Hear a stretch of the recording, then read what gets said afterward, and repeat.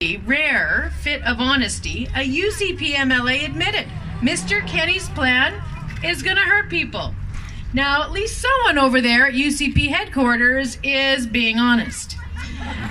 Now, the second reason Mr. Kenney's plan is going to hurt you and your family is, quite frankly, because that is the whole idea.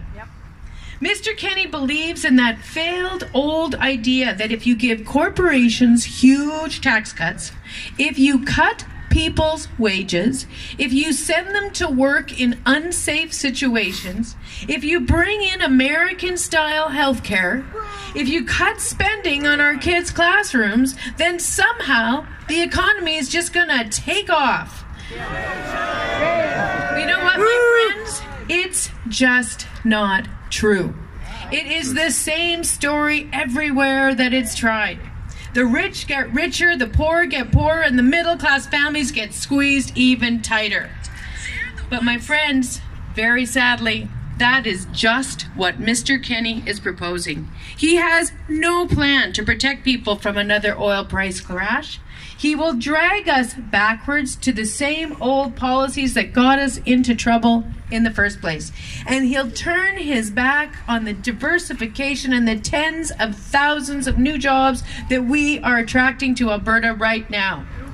And my friends, that's going to hurt. He wants to freeze funding for education. With 15,000 more kids coming into our schools each and every day, that is going to hurt. And he wants to privatize large parts of our healthcare system. And with an aging population, you can bet that that is going to hurt. And why? Why does he want to hurt people with these cuts? To pay for reckless corporate tax giveaways. More money for executive bonus packages, less for your hospitals and schools. That's Mr. Kenney's entire plan, and it is going to hurt. So my friends, we have a better plan. And I gotta tell you, I did not get into politics to hurt people. I got into politics to help people. We will create good jobs in a more diversified economy. We will get pipelines built. We will defend the schools and the hospitals that your families rely on. And we will keep government working for you. Not just those at the top. We are growing our economy. We are creating jobs. We are bringing our budget to balance in a responsible, transparent way. We cut the small business tax. We've maintained Alberta's $11 billion tax advantage over the next closest province. And we will do that, and at the same time, we will balance the books by 2023 without making the reckless cuts to things that you and your family rely on. Instead of Mr. Kenney's reckless tax giveaways to big, profitable corporations, we brought in the single largest economic diversification plan since the days of Premier Peter Lougheed. Free the weed! And now what we're going to do is we're going to supercharge that plan. We all know that we need to diversify our economy. People have been saying it for decades. Let's stop the talk and step up and just get it done. That is what our plan does. With more refining, more upgrading, and more manufacturing, over the next decade, it will create 70,000 jobs. It will generate $75 billion in new private sector investment. And it will put our entire economy on a more resilient foundation. Where Mr. Kenney wants American-style healthcare, our plan builds badly needed hospitals and invests in 2,000 new long-term care beds to care for our aging loved ones. And you know what? It doesn't cost you a cent every time you get sick or hurt. Where Mr. Kenney wants to freeze school funding, we are investing in our kids. As I said, next year alone, 15,000 more kids will be in our classrooms. And you know what? 15,000 more kids after that. We have to make sure that our classrooms prepare our kids for the great futures that we dream about them having. And we are going to keep investing in our kids as a result. And you know what, my friends? We are also investing in our cities and our towns. Rather than tolling your roads, we're building better roads and keeping them toll-free. And on pipelines, it's been the fight of my life. And when times were their toughest, I compelled the federal government to step up and buy it. We led the largest pro-pipeline campaign in Canadian history, and we made the need to build pipelines a majority opinion across Canada, including in British Columbia. So my friends, we could not have accomplished any of this without you and all Albertans rallying behind us and this crucial project. Mark my words. It's gonna get built, and we are gonna be the ones to get it done. Woo! Rachel, Rachel, Rachel, Rachel, Rachel, Rachel. And my friends, you know, in addition to pipelines and jobs and hospitals and schools, there's actually something else that's important. And given the events of the past few days in the UCP, it's something I feel compelled to talk about. Racism. Now, it's troubling that this is an issue in this election, but the UCP have a strange way of keeping it in the news cycle. Earlier this week, Mr. Kenney lost a star candidate, someone he was especially proud to have on his team, and someone who at the same time had waxed on about how saddened she was by the demographic replacement of white people in their so-called homelands. Think about that. We are seeing a dangerous rise of right-wing extremism across the world.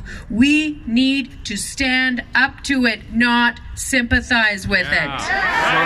Solidarity forever. There is absolutely no excuse. Now, to be very clear, I personally do not believe that Mr. Kenney is racist. But I do believe the UCP has a problem with racism. I want to say, with us, with the NDP, there are no mixed messages. There are no dog whistles. We are working shoulder to shoulder with communities across Alberta to fight racism. Woo! We are funding millions of dollars in community-based anti-racism initiatives, taking the lead from those communities for how we can best support their work. My friends, racism has no place in today's Alberta. Yes! And finally, friends, more and more, Albertans are seeing that this election is a choice. And what we are hearing at the doorstep already, especially here in Edmonton Meadows, is a growing number of folks who voted Conservative before. And they're having serious doubts about Jason Kenney. Now in Edmonton Meadows, Mr. Kenney very, very dramatically and obviously shredded his grassroots guarantee when he denied people their right to vote and turned his back on the members of his party and, quite frankly, the members of this community.